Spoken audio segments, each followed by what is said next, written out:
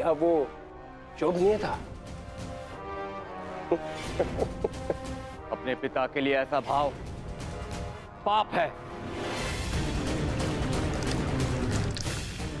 पाप तो आपके भ्राता ने किया है, मैं तो केवल मदिरा पान कर रहा हूं। संभालो अपने आप को, एक योद्धा को यह सब शोभा नहीं देता। कैसा योद्धा ताजश्री, जिसके हाथ से तलवार छीन ली गई हो, जो अपने मित्र विश्वसेन की सहायता करने का वचन पूरा ना कर सका हो, उस मनुष्य को आप योद्धा कहते हैं? जब युद्ध करने का समय था तो युद्ध नहीं करने दिया। अब इस अपमान को गले से निकलने के लिए इस मदिरा के अतिरिक्त मेरे पास और कोई सहारा नहीं है। मुझे विश्वास नहीं होता कि तुम कृष्ण पुत्र हो। नहीं हूं मैं, नहीं उस छलिया का पुत्र। वो केवल मेरे लिए एक छलिया है, केवल एक छलिया। सांप!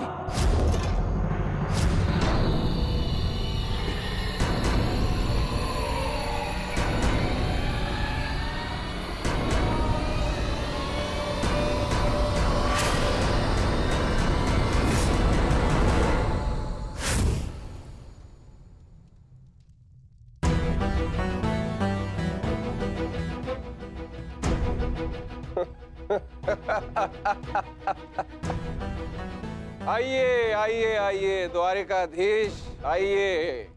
स्वागत है आपका, स्वागत है। लौट आए आप। करा इस आर्यव्रत के सभी महारथियों का अंत।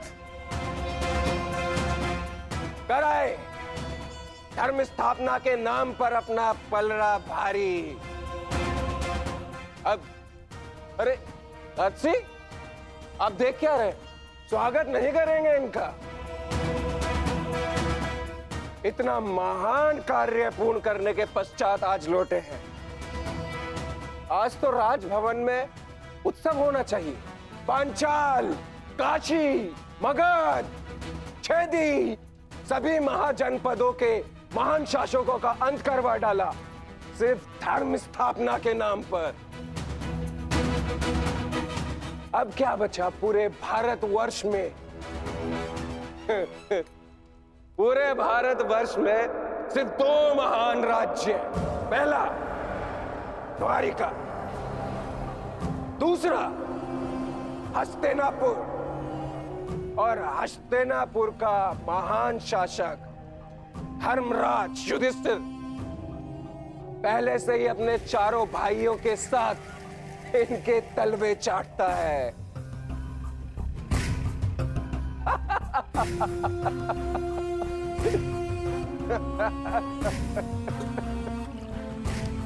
बधाई हो, बधाई हो वासुदेव, बधाई हो। आप अपने उद्देश्य में सफल हुए। जीत गया द्वारिका महाभारत। परंतु आपने भी मूल्य कुछ कम नहीं चुकाया। हमारी 7 औक्षणी सेना का अंत करवा दिया। क्या मिला आपको हमारे वीर सैनिकों का अंत करवा कर? क्यों किया आपने?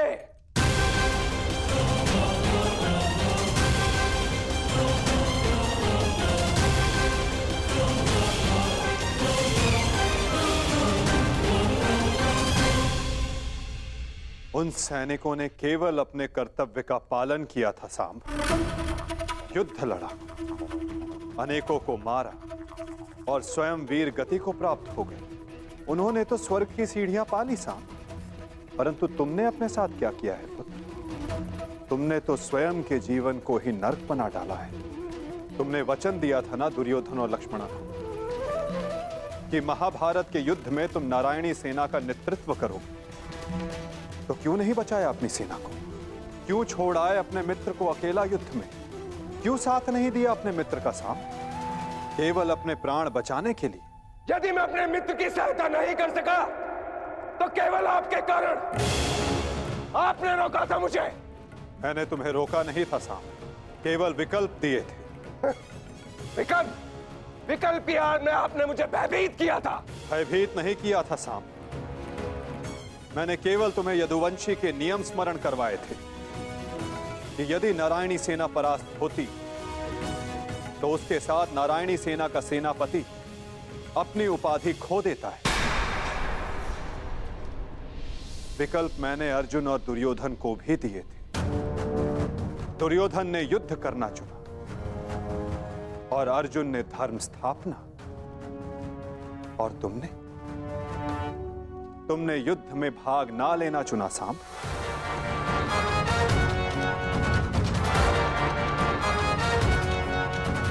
कदाचित यदि तुमने अपने मित्र वीर ऋषसेन को उस युद्ध में प्रदर्शन करते देखा होता तब तुम्हें ज्ञात होता कि वीरता की वास्तविक परिभाषा क्या होती है सांब। यदि तुमने अपने प्राण उस युद्ध में गवा दिए होते तो आज मेरा सर गर्व से ऊंचा होता, किंतु नहीं।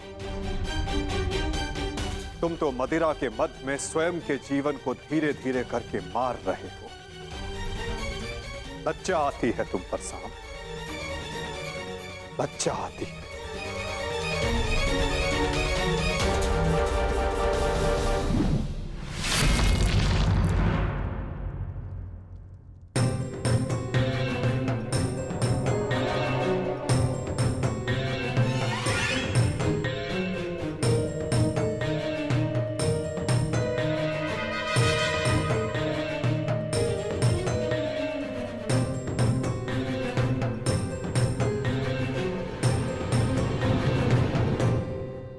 प्रणिपात पिताश्री।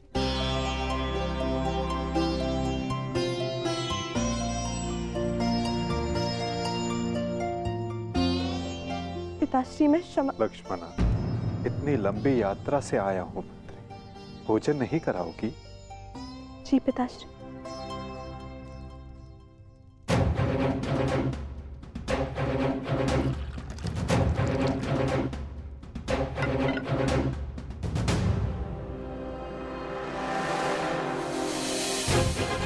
तुमने वचन दिया था ना दुर्योधन और लक्ष्मणा को कि महाभारत के युद्ध में तुम नारायणी सेना का नेतृत्व करो। क्यों छोड़ आए अपने मित्र को अकेला युद्ध में? क्यों साथ नहीं दिया अपने मित्र का साथ? केवल अपने प्राण बचाने के लिए। यदि तुमने अपने प्राण उस युद्ध में गवा दिए होते तो आज मेरा सर गर्व से ऊंचा होता। लज्जा आती है तुम पर सांब, लज्जा आती है। अपने क्रोध को शांत करो सांब। कैसे करूं मैं खुद को शांत? पिता होकर सदैव मेरा मस्तक दूसरों के सामने झुकाता है, और आज भी तो यही किया उन्होंने। लाओ मुझे दो मित्र।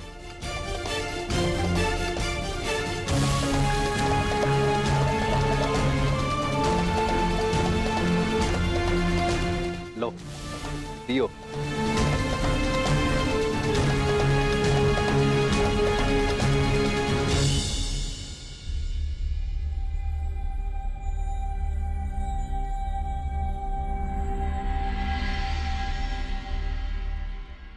भोजन आराम कीजिए पिताश्री।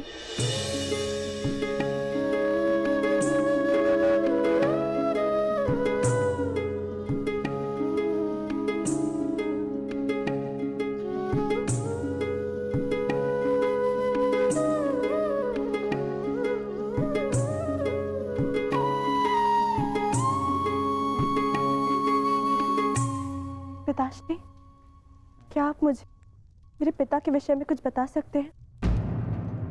युद्ध में क्या हुआ था?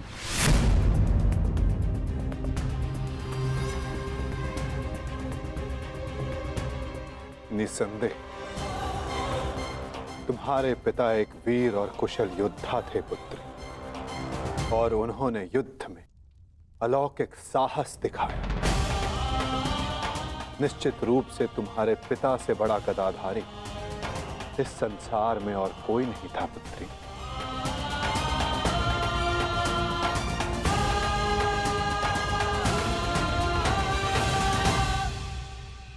यदि ये सत्य है तो उन्हें ये संसार छोड़ के क्यों जाना पड़ा पिताश्री? हमारे कर्म और हमारे चयन हमारी नियति निर्धारित करते हैं। कुछ भावों में और कुछ वस्तुओं में अधर्म का वास होता है।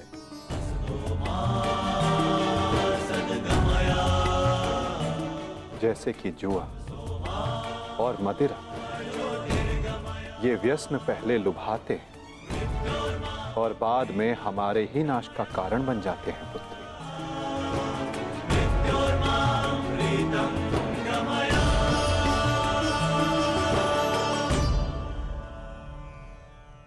लो मित्र, पियो।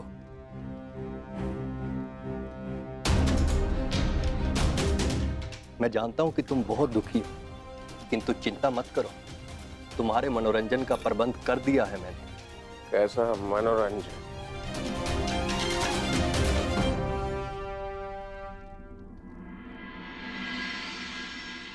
लक्ष्मणा, सदैव स्मरण रखना पुत्री, जब जब मनुष्य पर मद और जुए का प्रभाव बढ़ेगा, तब तब वो अपने पग अपने पतन की ओर बढ़ाएगा। संभल कर मित्र, आज का विनोद तुम्हारे मन की सारी कड़वाहट बाहर कर ले जाएगा। एक मद्दांध व्यक्ति सबसे पहले अपने बड़ों का आदर करना भूलता है, उनका अपमान करता है, उनका उपहास बनाता है और उसके पश्चात वहीं से उसका अंत प्रारंभ हो जाता है।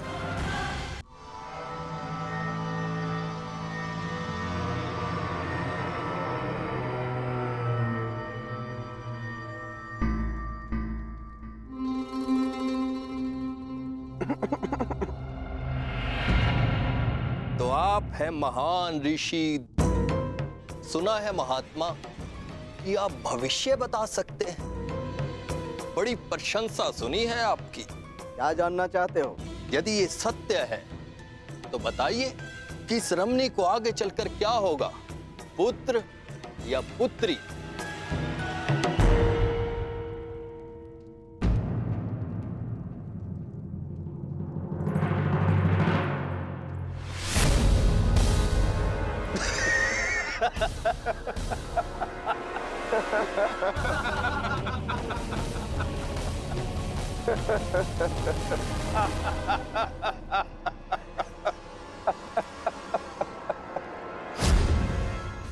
और समय बताना मत भूलिएगा महाराज।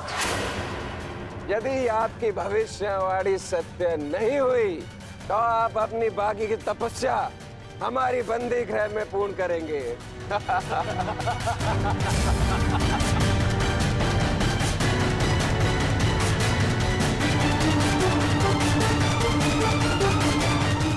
कौन क्यों है महाराज?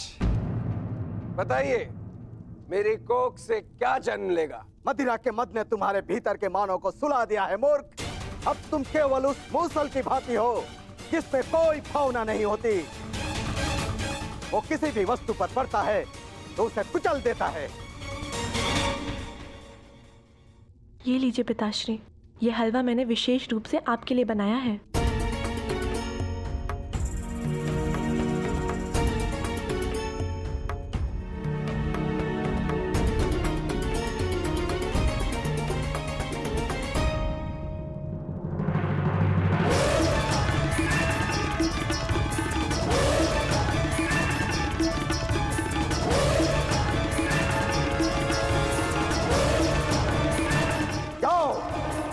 से ठीक 1 सप्ताह के पश्चात तुम्हारे पेट से मूसल ही उत्पन्न होगा जो तुम्हारे वंश के विनाश का कारण बनेगा। जिस मदिरा के मद में तुमने मेरा अपमान करना चाहा, वो मदिरा तुम्हारे नाश का कारण बनेगी।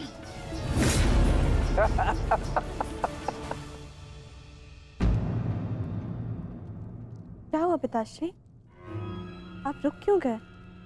क्योंकि जिसे रुकना चाहिए था वो नहीं रुका। लगता है तुम्हें हमारे बंदी गृह के दर्शन करने की उत्सुकता कुछ अधिक है, इसलिए तुमने हमारा अपमान करने का दुस्साहस किया। पहले वासुदेव और अभी तुम। मैं तुम्हें जीवित नहीं छोड़ूंगा।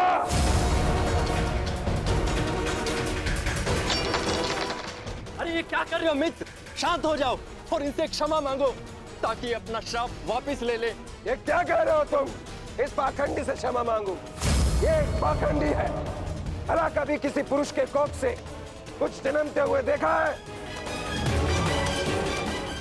ऐसे ढोंगी साधु से डरने की कोई आवश्यकता नहीं।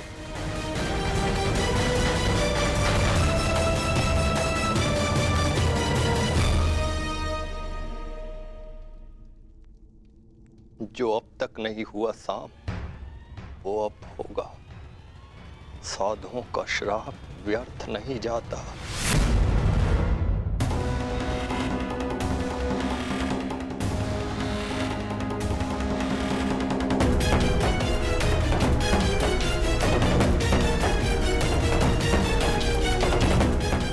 मुझे क्षमा करना पुत्री।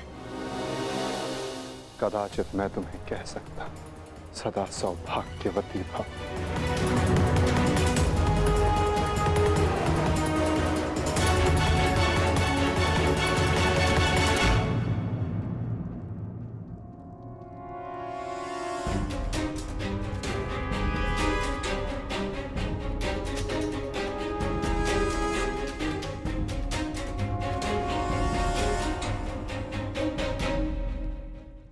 एक साधु का उपहास उड़ाना और उन पर प्रहार करने का प्रयास करना क्षमा के योग्य नहीं है सांब। आपने तो सृष्टि के सभी महारथियों और अनेकों सैनिकों का वध करवाया। क्या वो क्षमा के योग्य है?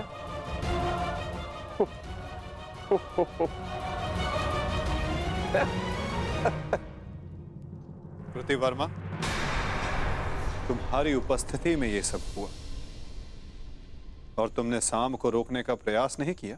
क्षमा चाहता हूं वासुदेव। हम तो केवल विनोद करना चाहते थे। मुझे अनुमान भी नहीं था कि बात इतनी आगे तक बढ़ जाएगी।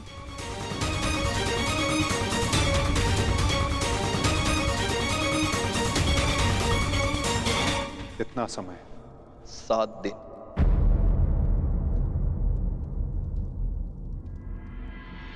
सात दिन बाद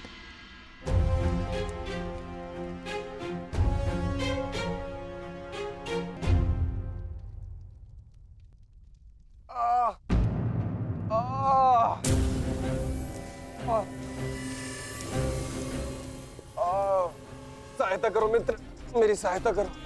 अत्यधिक पीड़ा हो रही है। कैसी पीड़ा हो रही है तुम्हें? लगता है उस साधु का श्राप मुझे लग गया है।